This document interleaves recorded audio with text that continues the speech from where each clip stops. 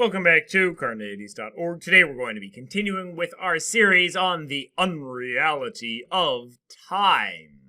In this video we are going to be looking at the difference between the A series and the B series, and we're even going to be talking a little bit about the C series of time as well. So, imagine three events: the start of the First World War, you watching this video, and the eventual heat death of the universe. We can describe the relations between these events in two different ways, either using past, present, and future, or by using earlier than, later than, and at the same time as. So one way to describe these events is with past, present, and future. We can say that the start of the First World War is in the past, you are watching this video in the present, and the heat death of the universe is in the future. If we describe these events in this way and use these predicates like past, present, and future, we are going to be talking about an A series of time. A series of time has instants that have properties like past, present, and future. However, we can also describe these events as before, after, or at the same time as each other. The beginning of the First World War was before you were watching this video and the eventual heat death of the universe. The eventual heat death of the universe will be after you're watching this video and after the beginning of the First World War. And you watching this video is before the eventual heat death of the universe and after the beginning of the First World War. Describing it this way will mean we're talking about time in terms of a B series of time. Note that instead of having individual monadic predicates that apply only to one instant, now we have relational predicates that apply between two instants. W is before V. V is after W, and so on. Note, as we said, the A series includes monadic predicates or properties that take only one instant, while the B series includes relations between instants. The A series works well if you want time understood in terms of priors tense operators.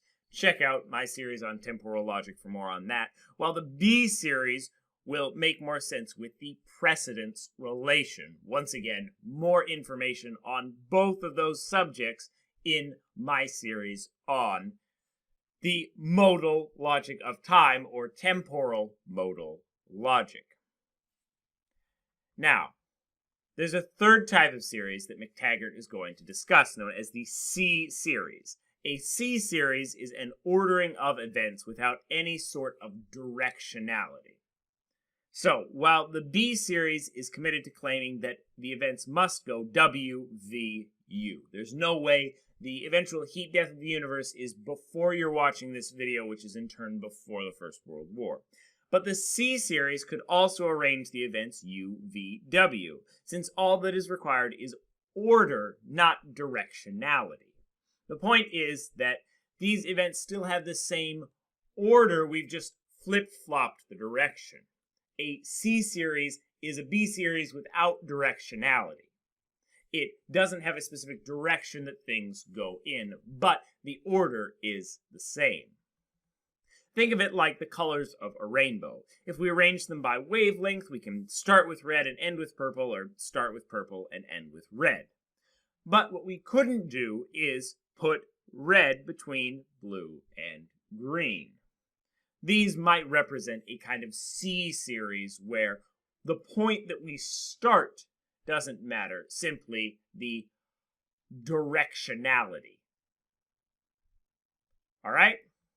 So, according to McTaggart, the A series and the C series are ultimate. They're necessary for time.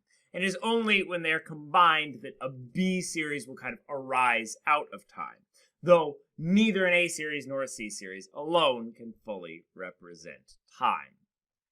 Now, there are different kind of theorists about time. There are A theorists that think that the A series does exist, and there are B theorists that think that the A series doesn't exist, and we can explain everything about time in terms of the B series.